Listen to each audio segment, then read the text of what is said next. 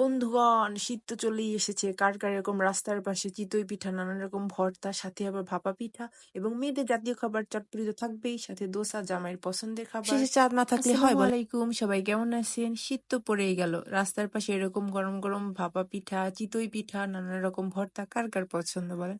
আমার তো অনেক পছন্দ, কারণ বাসায় ২ জন থাকার জন্য আয়োজন করে পিঠা বানানো হয় না। কারণ গ্রামে গেলে আমার মা এবং শাশুড়ি দুজনে অনেক পিঠা বানাই খাওয়ায়, কিন্তু শহরে তো এরকম ভাবে বানানো হয় না। এর জন্য চলে আসলাম আমরা আজকে পিঠা চিতই খেতে। পিঠা হচ্ছে বহুরূপী পিঠা। এটা ভর্তার সাথে তো মাখো মাখো এবং মাংসের সাথে আহা মজা, এবং রসের সাথেও ডোবে। আমার সব থেকে বেশি তার ভর্তার সাথে মাখো মাখোটাই খুব মজা লাগে। বেশি করে শুটকি ভর্তার সাথে আরো মজা। আমি কিন্তু এমনি ঝাল খাইতে পারি না, কিন্তু শীতের এই পিঠা দিয়ে আমি অনেক ঝাল খাইতে পারি, কারণ ঝাল খাওয়ার পর টাসকি খেয়ে তারপর অন্য একটা পিঠার দোকানে গেলে শুটকি ভর্তা সাবার করে ফেলি। কথা আছে না, নেলায় নেলায় শুটকি ভর্তা লাগে, তা সেরকমই আমার পিঠার নেলায় নেলায় শুটকি ভর্তা অনেক প্রয়োজন। তার বারবার চাই আনতে হয় তাদের কাছ থেকে। টেনশন কি, যতক্ষণ না পিঠা শেষ হবে শুটকি ভর্তা তো দিতেই হবে। শুটকি ভর্তা দিয়ে গরম গরম পিঠা খাওয়ার পরে তারপর চলে আসলো ভাপা পিঠা। ভাপা পিঠা আমার অনেক পছন্দ, কারণ ছোটবেলা আমার নানু অনেক বানাই খাওয়াইছে।